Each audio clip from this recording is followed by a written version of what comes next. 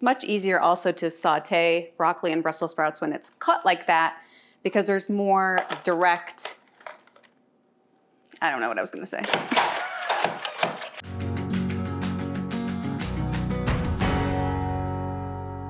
Hi, I'm Sandy, and I'm gonna be making orecchiette with broccoli and Brussels.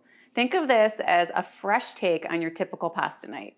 This pasta dish is so great to load up on tons of fresh vegetables because of all the flavorful ingredients like lemon, garlic, parsley, and Parmesan.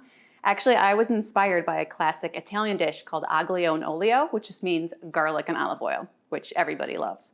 So I'm just gonna start by slicing these really huge pieces of garlic right here. So easy. Get these sliced up really thin. I like using sliced garlic in this recipe because you still get a really garlic infused dish, but then you get some nice like bites of the garlic too, and the garlic will cook so it'll mellow out and it won't be like raw garlic. Now you can also use pressed garlic in this recipe too, but pressed garlic, when you're cooking it or sauteing it, it cooks really, really fast and it can burn pretty quickly. So now I have a bunch of broccoli and Brussels sprouts. This is so great and it's so easy to get these all nice and sliced up. I already trimmed down my Brussels sprouts. So what you want to do is go ahead and trim off that root end. And right when you trim that off, some of these outer leaves are just going to naturally fall off. And you want these to fall off because these can be kind of bruised and maybe carry a little bit more dirt. So this looks good. Those are all cleaned up. I'll start with the Brussels sprouts. I love slicing them thinly like this. You get lots of surface area for them to brown and cook really nicely in the pan. I find that even some people who hate Brussels sprouts, when you slice them and saute them up with garlic and olive oil, they magically like Brussels sprouts. Now I have my broccoli, and I also saved my stems, so I'm gonna show you how you can chop these up too. Okay, so now I have the stems of the broccoli. I'm just gonna cut these down a little bit. Now when you eat broccoli stems, you can peel them because this outer layer can be a little tough, especially when you're just eating them raw or in a salad. But because I'm cooking them long enough, I'm not gonna peel mine. You want all your vegetables to be about the same size because then they're gonna cook more evenly. And it's not very pleasant to bite into like one big chunk of broccoli and then a skinny slice of Brussels sprouts. Look at that, just nice little slices of broccoli stems.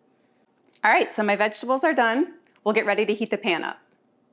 Okay, so I have a 1/4 cup of oil heating in my skillet. Now that might sound like a lot of oil, but this olive oil is gonna help really make the sauce of this dish. So that is getting pretty hot, and I'm gonna start by heating up and sauteing my garlic slices with some crushed red pepper flakes. Now I have a teaspoon of crushed red pepper flakes in here, but by toasting these earlier in the process, like before I add all the vegetables, it's gonna really help release their oils and infuse some really nice flavor into the dish. I think I'm ready to go ahead and add my garlic slices. You wanna keep a nice close look whenever you're sauteing sliced garlic or pressed garlic so that it does not burn. I'm gonna add my red pepper flakes. Now you can see my garlic is already getting brown, so this happens pretty fast.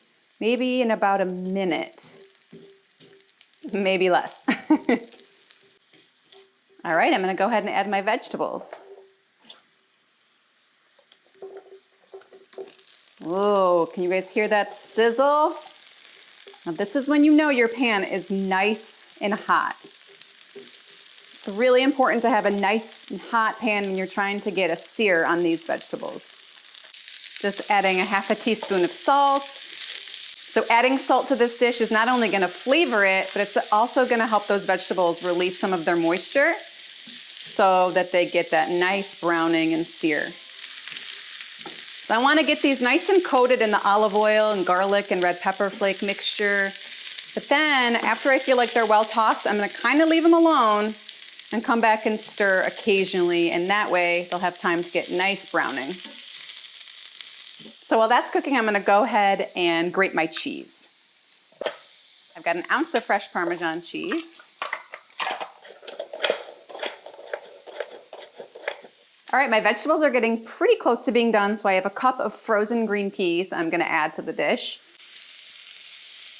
I love adding frozen green peas. You wanna make sure you add them towards the end of cooking so that they don't get too soggy. So I have my cheese, and then I'm just gonna go ahead and zest my lemon.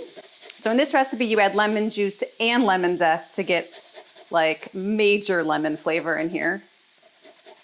You always want to zest your lemon before you juice it. It's a lot easier that way.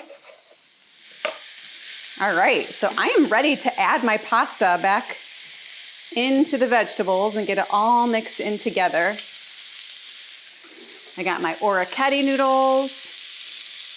I really like the short noodles in this recipe because then everything is sort of the same bite-sized pieces. And then I reserve just about a 1/4 cup of the pasta water. So you always want to make sure you salt your pasta water really, really well to give it great flavor. And then if you reserve some of it and add it to your sauce, it's the starchy water is going to help thicken up your pasta sauce and kind of make it so everything coats the pasta a little bit better. Get that all mixed in. So I just took off the heat. This pan is really hot, so this is all going to stay nice and warm, but everything is really done cooking at this point. So I'm gonna go ahead and add Parmesan first. Let me get this all mixed in. I love Parmesan because it's got that slightly salty taste to it, so you don't need to add a lot of extra salt in your recipes. We're a Parmesan kind of family over here, so we always have a lot of fresh Parm on hand. Okay, then I'm gonna add half a lemon juiced on here. Now, if you wanted to make this recipe ahead of time, you could go ahead and cook it to this point and save it. And then at the end, add your lemon zest and your fresh parsley, because those are really like your finishing touches. So I got half a cup of parsley. This recipe would also be great with grilled shrimp or maybe some chicken. You could also do chickpeas for a vegetarian add too. But I think it's great. Just like this, you could serve it for Meatless Monday, for something different. So there you have it, a fresh vegetable packed recipe with tons of flavor. And this recipe came together so quickly in all in one skillet. I think this is gonna be a really fun and fresh weeknight meal, and I hope it becomes your next go-to.